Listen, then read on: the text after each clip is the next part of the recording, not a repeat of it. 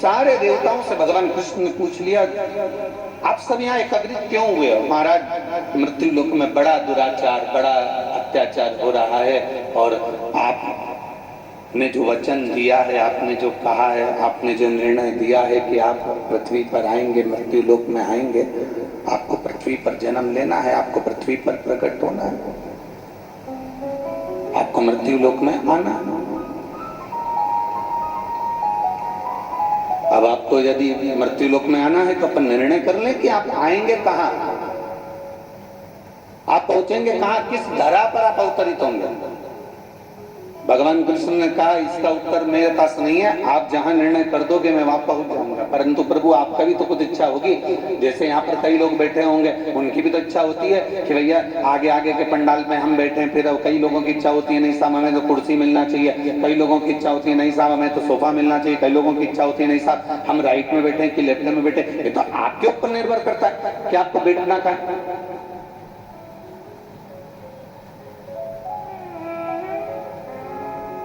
सारे देवताओं ने मिलकर कहा, ठाकुर जी आपकी जब मर्जी, आप जहां कह दोगे भगवान कृष्ण, आपका जहां विचार हो जाए आप वहां पर प्रकट हो सकते हैं, आप वहां जन्म ले सकते हैं, आप वहां पर आ सकते हैं। भगवान ने कहा, निर्णय तो मैं नहीं लूंगा, पर मेरे मन की जो दशा है, मेरे मन का जो भाव है, बस इतना सा कहना चाहूंगा कि मैं, भगवान कृष्ण कह रहे हैं, जरा बहुत सावधानी से सुनना, भगवान कृष्ण कहते हैं कि मैं शिव के बिना नहीं रह सकता और शिव मेरे बिना नहीं रह सकते। ऐसी धरा जहां शंकर भी हो और कृष्ण भी हो, ऐसी पवित्र भूमि का निर्णय मैं नहीं ले सकता। इस पवित्र भूमि का निर्णय अगर कोई लेगा, इस पवित्र भूमि का अगर कोई निर्णय ले सकते हैं तो वो देवाधिदेव महादेव ही बता सकते हैं। आप एक काम करो, सबके सब महादेव के पास में जाओ, आप सब देवाधिदेव महादेव के पास पहुंचो, सब एकत्रित हुए और सारे के सारे भगवान कृष्ण को प्रणाम कर कर, भगवान कृष्ण को नमन कर कर, सब देवाधिदेव महादेव के पास कैलाश पर्वत की ओर जाने लगे।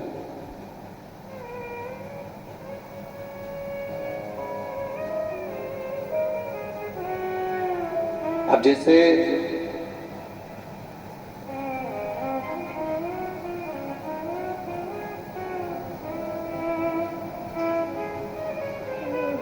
कोई लोग कह रहे थे कि गुरुजी आप हमेशा कहते हो कि ब्रज में रहने वाले बड़े पवित्र होते हैं, ब्रज में रहने वाले, अयोध्या में रहने वाले, उज्जैनी रहने वाले, काशी रहने वाले, जितनी जितनी पवित्र भूमियां, जितनी जितनी पवित्र स्थल हैं, उन पवित्र स्थलों पर रहने वाले जितने जीव हैं, जितने मनुष्य, जलचर, थलचर, वायुचर जितने भी हैं, चाहे पशु हो, चाहे पक्षी हो, चाहे मानव हो, ये सब इतने इतने पवित्र हैं, इतने आनंदित हैं, इतने शुद्ध हैं, इतने पवित्र हैं कि उनका भी दर्शन हो जाए तो जीवन की आनंदता हो जाए।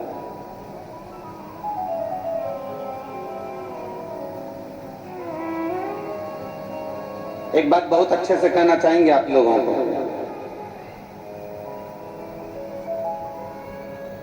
ब्रजवासी कितने बैठे हैं यहाँ, ब्रज में निवास करने वाले? अरे सभी बैठे हो, रख लो हाथ नीचे, रख लो, कोई बात नहीं।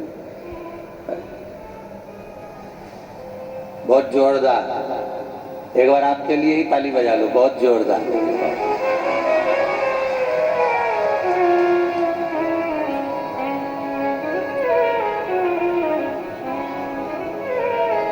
हमें तो लोग कह रहे थे कि ब्रजवासी सुनते कम है, सुनाते ज्यादा है,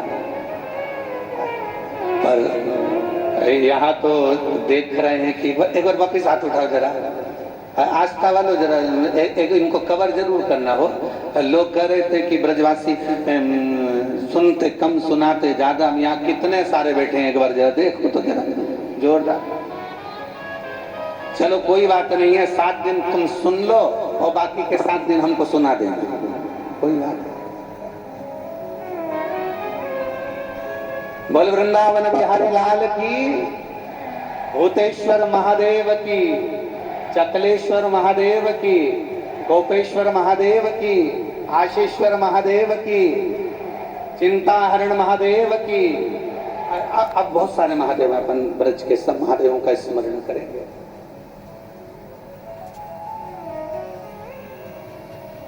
देखिए भगवान सारे देवता सब एकत्रित होकर, सब आनंदित होकर पास खबर गई कोई बुजुर्ग आया है, बड़ा बड़ा तेजवान है। यशोदा जी ने तुरंत कहा मैं अपने बेटे को मियां क्या करूं उसके पास में जाकर। यशोदा जी का जाओ तो सर। यशोदा जी ने दरवाजा खोला, पूछा क्या बात है बाबा। बाबा बोले तुम्हारे लाला का नाम सुना है, दर्शन करने आया हूँ। इतने में तो यशोदा जी बस मन में कहा कितना सुंदर बाबा है, राख लपेटा, इसके चेहरे पर कितना चमक है, बस मन कर गया। ठीक है बाबा अभी लाई।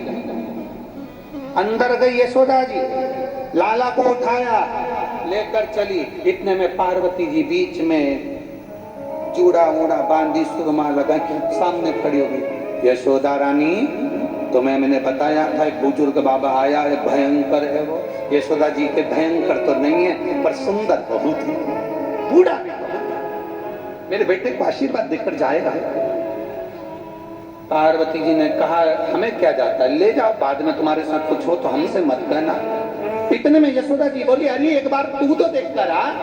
पार्वती जी ने कहा भी आती हूँ देख कर। और जो पार्वती जी गई और ऊपर छज्जे में पार्वती, नीचे भोले बाबा।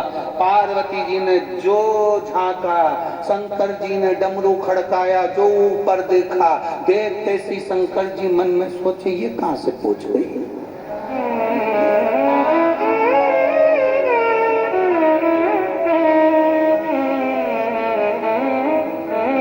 पार्वती जी हाथ से इशारा कर कर बोली अब आओ अंदर। शंकर जी समझ गए ये आ गई तो दर्शन वर्शन तो मिलना नहीं। फिर भी शंकर जी ने आवाज लगाई अलग जगाया,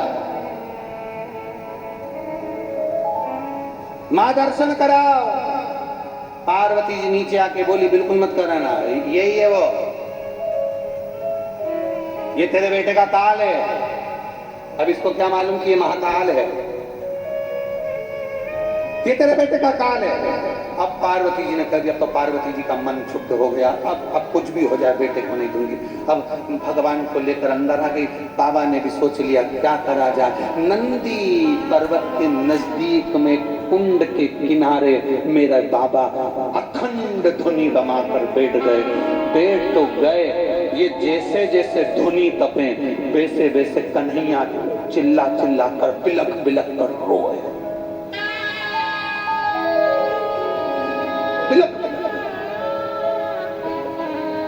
आशा लगाकर भोलेनाथ जी बैठे थे। उन्होंने भी आशा लगा ली थी अब तो मैं नहीं आऊंगा, तुम आओ। और लगन तुमसे लगा बैठे जो होगा देखा जाएगा, तुम्हें अपना बना बैठे जो होगा देखा। ये लगन लगा होता है। ब्रज की गोपियों में एक भाव होता है। एक बार एक गोपी ने बड़ा सुंदर भाव व्यक्त किया। महाराज एक गोपी दही बेचने जा रही है और दूसरी गोपी को घर पर छोड़कर जा रही है और बड़े भाव से कहकर जा रही है अरे दही बेचन मथुरा जाऊं रे, ध्यान रखियो गुजरिया। अरे ओ गुजरी आप भी बोलो दही बेचन मथुरा जाऊं, ध्यान रखियो। इतने धीरे से मत बोलो गुजरिया, नहीं तो मालूम पड़े दीपावली के गुजिए याद आ जाए। थोड़ा अच्छे से आवाज लगा कर दही बेचन मथुरा जाऊं, ध्यान रखियो गुजरिया। शाम से पहले घर ना आऊं रे, ध्यान रखियो। सखी बोल रही है मुझे छोड़कर क्यों जा रही है। अरे सुन, कान्हा जो आवे तो क्या विचार है, भगा दे। सखी कह रही है कान्हा जो आवे तो आवन दीजिए। सखी ने कहा चोटका घर में आयो तो के आने दो, तो चोर सामान ले जाएगा तो कुछ तो कह सुन तो सरी, कान्हा जो आवे तो आवन पर सखी चढ़ने ना दीजे अटरिया, ध्यान रखियो। अरे सखी मेरी छत टूटी हुई है, कन्हैया आएगा छत पे चढ़ गया गिर जाएगा, उसके पाँव में चोट लग जाएगी ना, तो सखी बोल रही है उसके लिए मुझे छोड़ के जा रही है। अरे सुन तो, काना जो आवे तो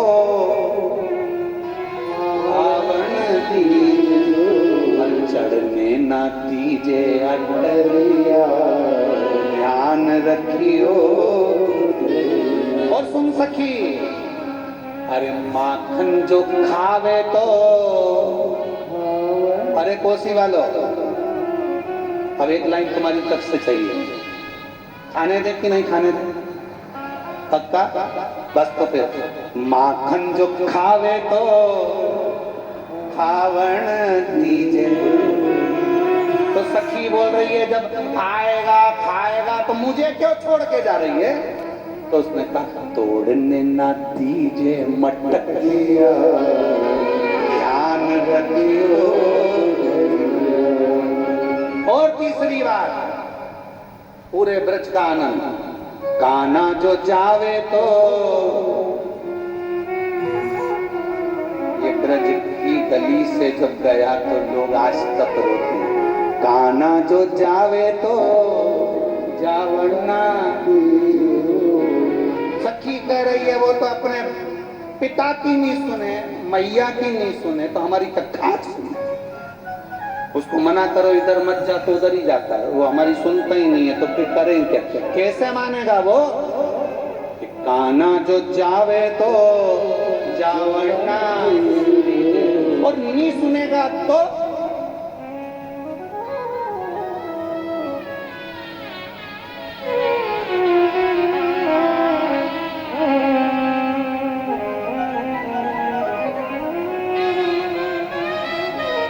आखिरी का तोड़ है, काना जो जावे तो जावना,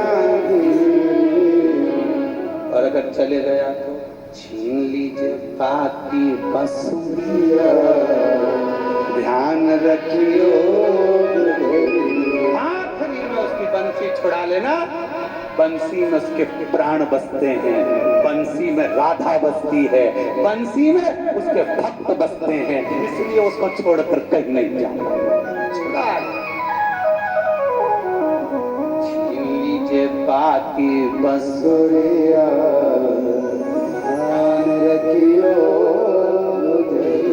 कहाँ जाएगा बा? तो यहाँ कह दिया। अब भगवान शंकर ने सोच लिया, अब मैं भी तप करने बैठ गया हूँ, आस लगा कर बैठा हूँ।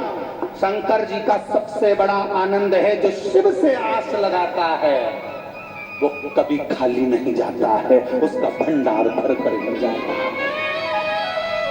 गलती हमारी, गलती संसार के लोगों की, जो दुनिया से आस लगाते हैं, ये हमारा काम कर देंगे, वो हमारा काम कर देंगे, वो हमारा काम कर देंगे, ये हमारा काम कर देंगे।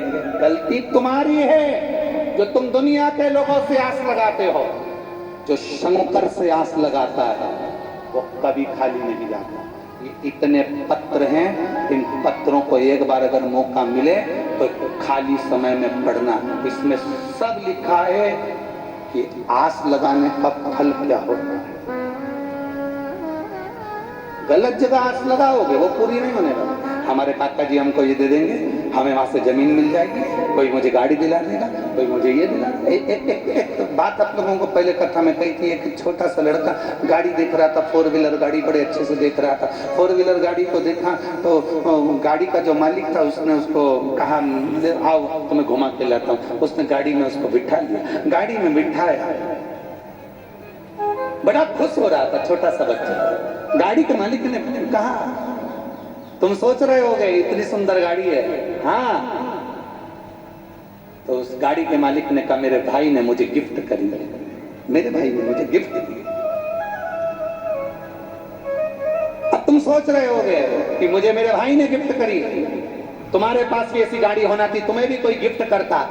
उस बच्चे ने कहा नहीं, मैं ये नहीं सोच रहा, मैं ये सोच रहा हूं भोलेनाथ मुझे भी ऐसा बनाना, मेरी ऐसी गाड़ी किसी को गिफ्ट कर सकूं। कोई मुझे गिफ्ट करे वो बात नहीं मुझ में, मुझे ऐसा बनाना, ऐसी गाड़ी मैं भी किसी को गिफ्ट कर सकूं, इतना मेरे बाबा मुझे देना। दुनिया के लोग आस लगाते हैं कि मुझे ये मिल जाए, दुनिया के लोग आस लगाते हैं मुझे ये गाड़ी मिल जाए, मुझे ये मिल जाए, मुझे वो मिल जाए, पर आपके अंदर भोलेनाथ के प्रति वो आस लगी होना चाहिए कि बाबा मुझे ऐसा देना कि जिंदगी में जैसे आज कोसी में श्री सुभाष जी, सौरभ जी और ये समिति बड़े भाव से कथा करा रही है, ऐसी कृपा मेरी झोली में डालना कि मैं भी जिंदगी में एक बार ऐसी शिव पुराण की कथा करवा सकूं, ऐसी कृपा करना। और खाली न जाता कोई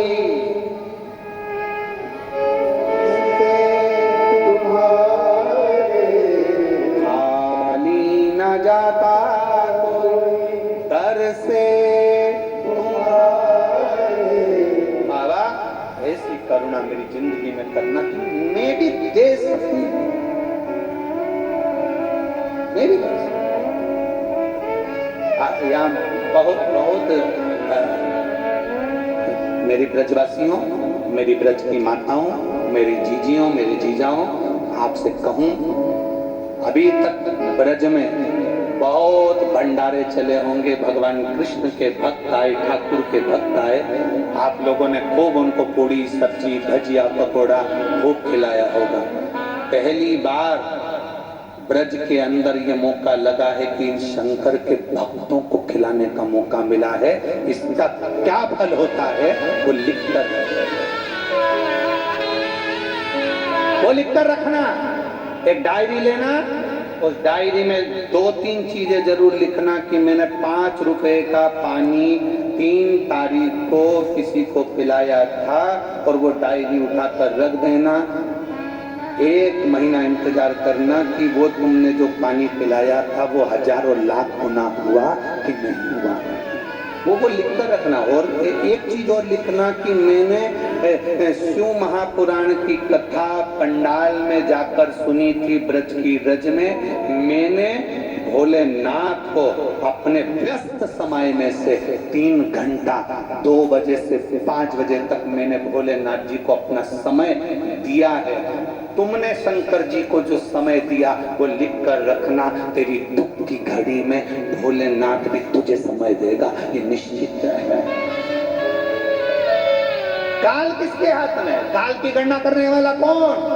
समय बनाने वाला, तिथि बनाने वाला, वार बनाने वाला, नक्षत्र बनाने वाला। एक बार शिव महापुराण को उठाकर पढ़ना, उसमें लिखा है तिथि बनाई भोलेनाथ ने, वार बनाया भोलेनाथ ने, समय बनाया भोलेनाथ ने, घड़ी बनाई भोलेनाथ ने, पद बनाया भोलेनाथ ने, नक्षत्र बनाया भोलेनाथ ने। एक एक चीज बनाने वाला मेरा शंभु है। अगर वो घड़ी बनाना जानता है तो घड़ी सुधारना भी जानता है। अगर तुम्हारी जिंदगी में तुम्हारी घड़ी अच्छी नहीं चल रही, समय अच्छा नहीं चल रहा, कुछ मत करो, घड़ी की दुकान में आके बैठ जाओ, शिव महापुराण में आकर बैठ जाओ। तुम्हारा समय, तुम्हारी घड़ी धीरे धीरे बाबा अच्छी चलाना प्रारंभ कर देता है, समय बदल देता है, वो बदलता है। कई लोग सोचेंगे, कोसी वाले भी सोचेंगे, आसपास के लोग, ब्रज की धरा वाले भी सोचेंगे, पास में रहने वाले भी सोचेंगे बहुत भीड़ पड़ रही है, कैसे जाएं, कैसे जाएं। अब की बार तो बाबा ने बड़ी कृपा करी है जी, हमेशा कथा होती थी कहीं ना कहीं अंदर। अब की बार तो बाबा ने ऐसी कृपा कर दी कि इधर चले जाओ तो दिल्ली से 117 किलोमीटर, मथुरा चले जाओ तो 40 किलोमीटर, गोवर्धन चले जाओ तो 35 किलोमीटर, बरसाना चले जाओ तो 20 किलोमीटर, नंदगांव चले जाओ तो 15 किलोमीटर, वृंदावन चले जाओ तो 30 किलोमीटर। बड़ी बाबा ने कृपा कर। और मेन हाईवे पे ही कथा करवा दी कि बस से उतरो, ट्रक से उतरो और आराम से कथा में जाके बैठ जा और वापिस अपनी गाड़ी पकड़ो, घर चले जाओ।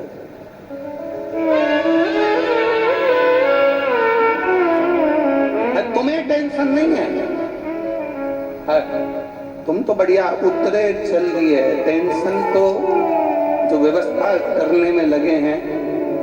पर साधुवाद दूंगा, साधुवाद है इस उत्तर प्रदेश की पुलिस को, जिन्होंने बहुत सुंदर व्यवस्था ट्रैफिक की संभाल रखी है, उसके लिए यहाँ के प्रशासन को साधुवाद, बहुत बहुत साधुवाद है। यहाँ के collector, SP, DSP, SDM, pi आदि आदि जो भी हैं, कमिश्नर आदि, सबको साधुवाद, बहुत बहुत साधुवाद। बहुत अच्छी व्यवस्था आप लोगों ने आज संभाल के रखी, बहुत व्यवस्था करिए। आस लगाकर बाबा बैठ गए। अब बाबा बैठे तो शरीफन को यहाँ बाबा तब करे वहां काना रोए। यशोदा जी ने अपनी वो सखी से कहा, सखी, वो तो सखी कहती मेरा बेटा तो रोए जा रहा है, ठीक ही नहीं हो रहा, करूं क्या। इतने में पार्वती जी ने ध्यान लगा कर देखा कि शिव कृष्ण के बिना नहीं रह सकते, कृष्ण शिव के बिना नहीं रह सकते। तब यशोदा जी से पार्वती जी बोली, लाला को एक बार उस बुजुर्ग बाबा से अपन झाड़ा लगवा कर लेकर आते हैं, तूने तो कहा था वो काल है। इतने में तुरंत पार्वती जी ने कहा, वो काल तो है परंतु वो सबके लिए काल नहीं है, किसी किसी के लिए वो महाकाल भी है, तुम चिंता मत करो। कभी कभी नींद की गोली ज्यादा खा लो तो व्यक्ति के प्राण भी जा सकते हैं, पर कभी कभी डॉक्टर भी लिख देते हैं कि नींद की गोली खाओ तो तुम्हारा स्वास्थ्य ठीक रहे। कभी कभी हमारे लिए गलत जगह पर जाना दुखदायी और कभी कभी किसी व्यक्ति के जीवन में थोड़ा सा ज्ञान देना सुखदायी बन जाता, सुखदायी।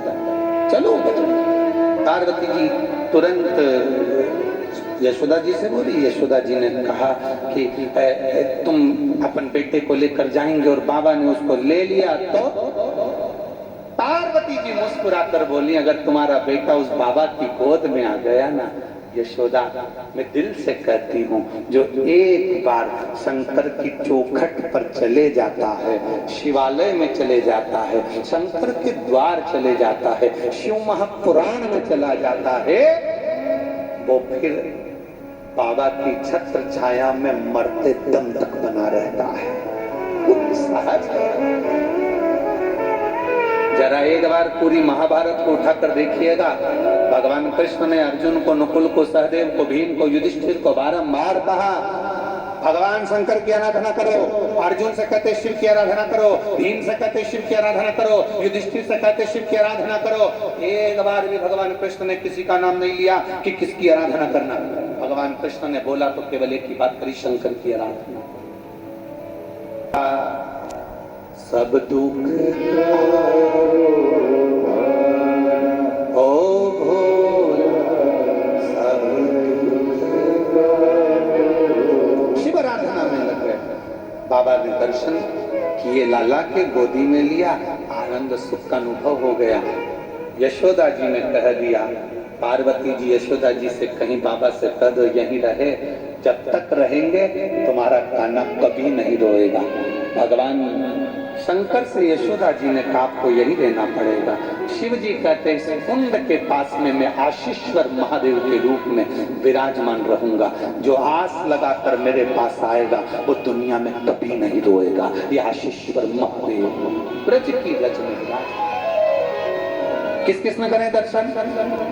हाथ उठाओ जरा। नंदगांव के पास 1.5 किलोमीटर दूरी पर आशीश्वर वन में आशीश्वर महादेव। एक बार दोनों हाथ उठाकर बोलेंगे, बोल आशीश्वर महादेव की। हर हर।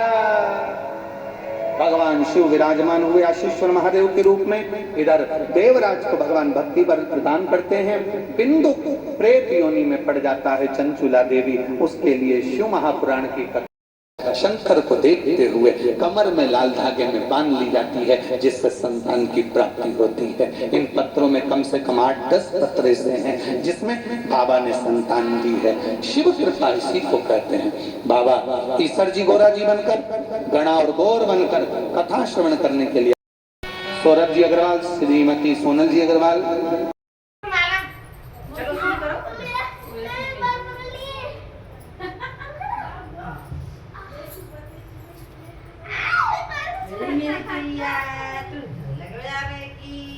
चार जने हैं माँ तो जरूरत